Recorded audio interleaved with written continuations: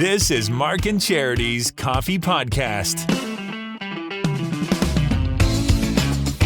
It's the Mark and Charity Coffee Podcast for Thursday, January 27th, our Throwback Thursday today. We went back 20 years to 2002, and you, kind listener, selected Pink's Get This Party Started as your Throwback Thursday winner after the news at 8 for Burger Revolution. It prompted Charity and I to discuss what else was going on 20 years ago. Can you think back? Top songs, top movies, top celebrity earners, and more. We'll have that for you coming up in the podcast. Stealing the heart of everybody in the Quinte region yesterday was Hayden, grade 6 in Harmony Public School, and his motivational speech on how we are all going to get through the pandemic and come out better on the other side. The young lady responsible for it, Hayden's teacher, Ms. Erica Slager, is coming up on the podcast. In headlines today, Charity, it is another bitterly cold day, and the Convoy of Freedom is making its way through the Quinte region on the 401, which is issuing its own kind of warnings if you're going to do some traveling this afternoon. Yes, I've been kind of watching it, wondering when it was going to pass through our area. I expected it to come up the 401.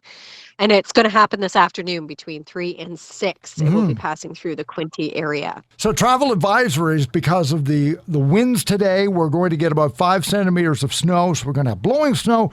We're going to have visibility concerns, has prompted the city of Quinte West. I saw an email this morning that said as a result of this, and a number of people who will get off the highway to get around it perhaps, you may find it difficult not only traveling, but so will our trucks, which will be doing salting and plowing and the like. So just be aware of that there will be, of course, some changes made to appeal to that this afternoon. So just be aware in the Quinte region if you're going to do some traveling that is going on today.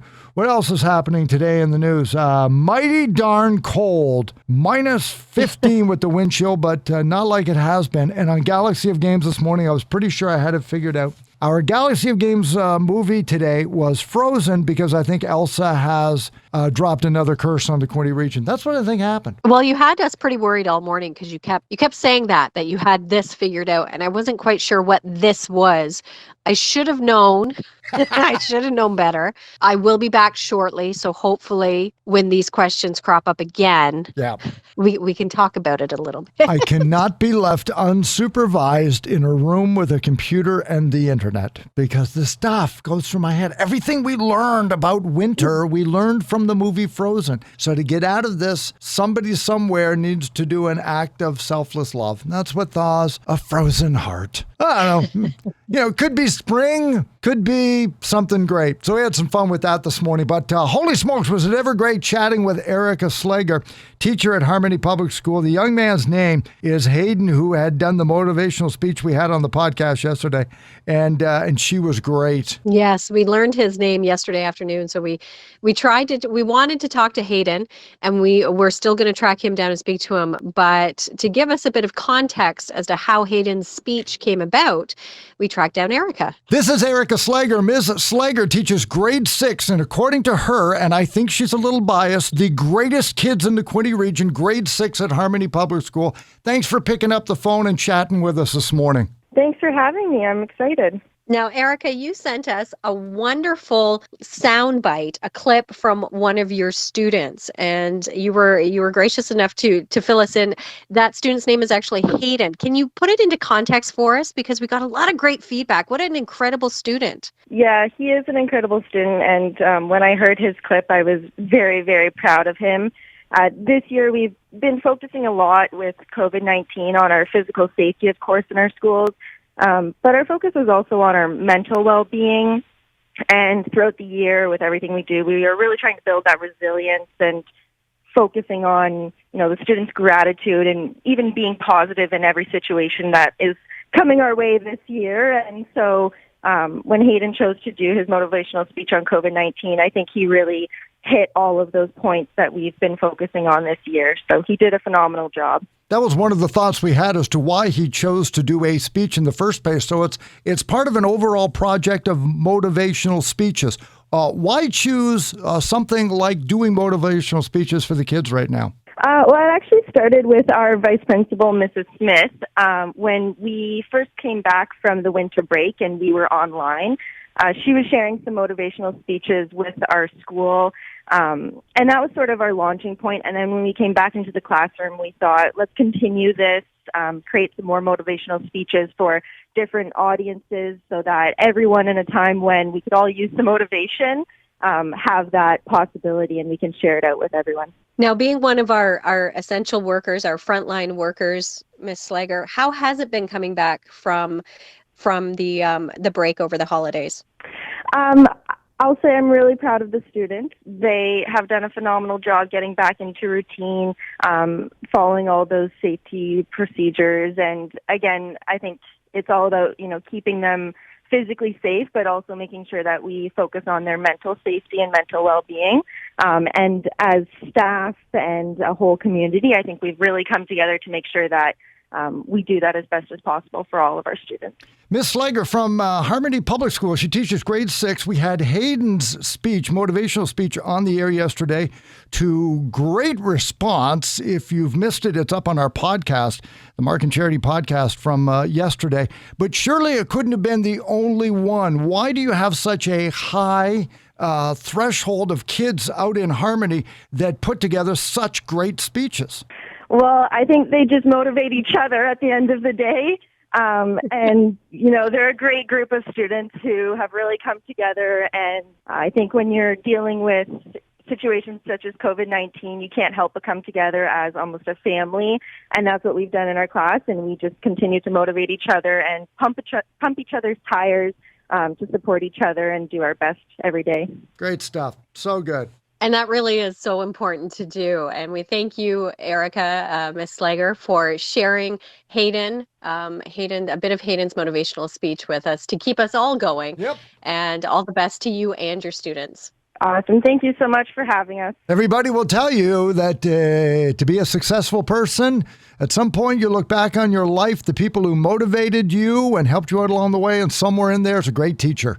And there's Ms. Slager. And I understand Hayden's mom is also a teacher at Harmony. So I think we're going to be able to get him on the show and on the podcast tomorrow. And so Harmony Public School, they just got it going. They got it going because public speaking is so important. Did you do public speaking in school? I did, and I hated it. Did you really? Because you're so good at it. Yeah, and it's funny because the kids have started doing it the last couple of years, and I was surprised because they don't call it public speaking. The kids started in kindergarten, and what they'd have to do is they'd have to pick a book and memorize it. And that's how they got comfortable. They would become comfortable speaking in front of people, and then they got to choose their own topics.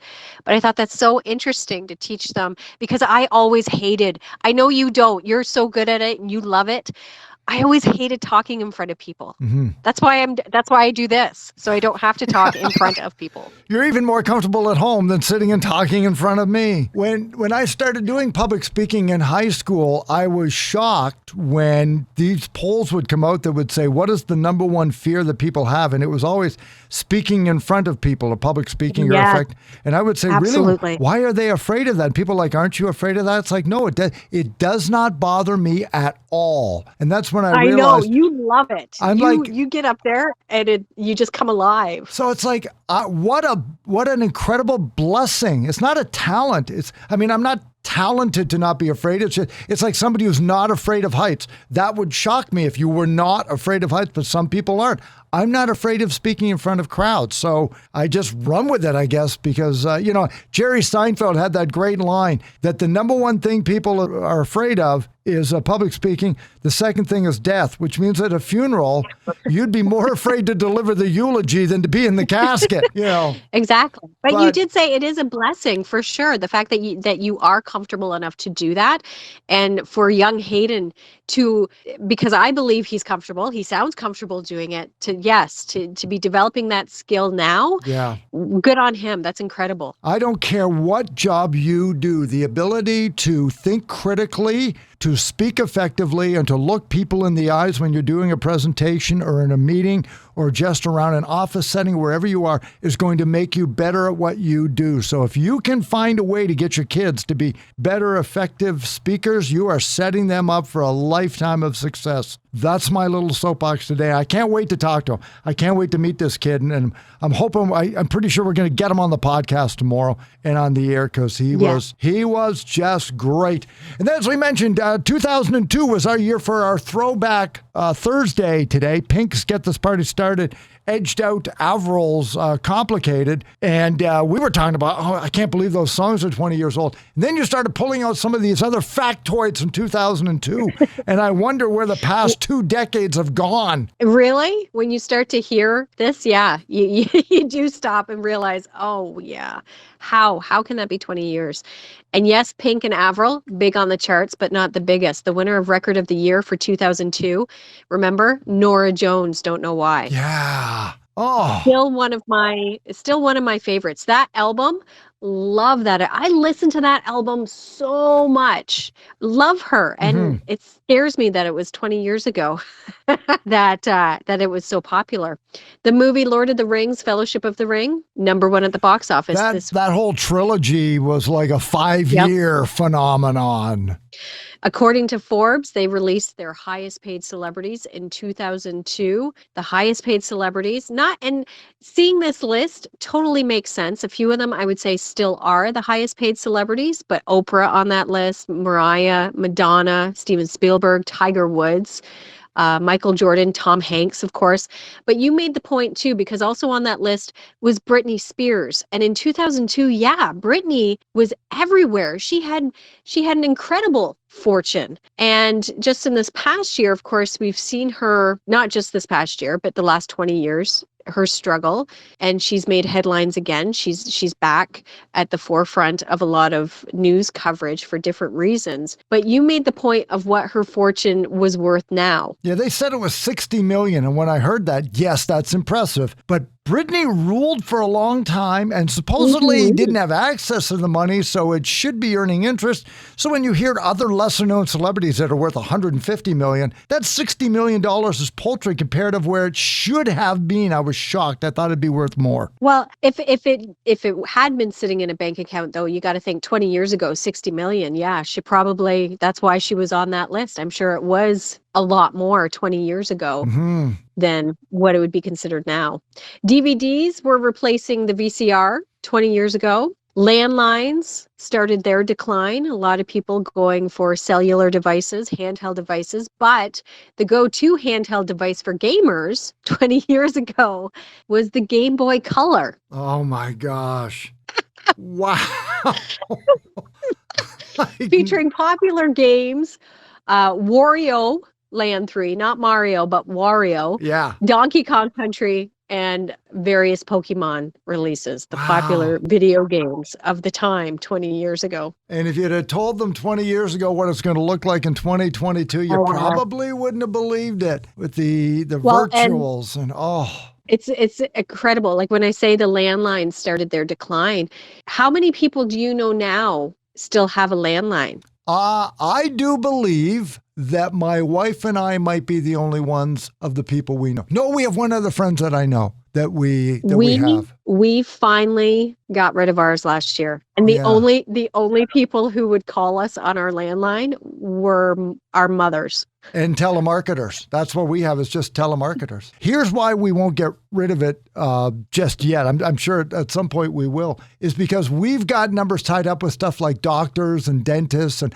until we're sure that they've all got our cell phone numbers, we'll literally pay, since it's in our package anyway, and it doesn't cost us all that much. It's tied into our internet and our television, that until we're sure that all of doctors and stuff like that know the proper numbers, we don't want to give it up. Well, and of course, and for us, it was the kids. Yeah. The kids needed a way to be able to communicate outside the home if something were to happen. And that's why we were hanging on to it for so long too, because that was their connection to, if there was an emergency, to get a hold of people. Yeah, but landlines on the way out, and hello Blockbuster with DVDs. And we thought there was going to be nothing after DVDs. this was the greatest thing. That was going to be it. And digital said, hold my beer. Oh, how things have changed. Amazing. So we're gonna do our best to get Hayden on the show tomorrow morning. We have our dad joke for Galaxy of Games already lined up. Not as good as the one 2 weeks ago, but a solid 7 out of 10. I can't wait. And plenty more coming up tomorrow morning. You stay warm and look after your driveway and wait for the kids, right? Make sure they help you. You too. All right, thanks. Mark and Charity Coffee Podcast on Spotify, Google Podcasts, Apple Podcasts, and here right off of our social media sites. Join us on the air tomorrow. We'll get Hayden on there. It is a Friday into the Quinte region where it is going to be bitterly cold again. The bus situation and weather forecast we'll have for you when you wake up with Mark and Charity Mornings here on 95.5 Hits FM. Enjoy your Thursday.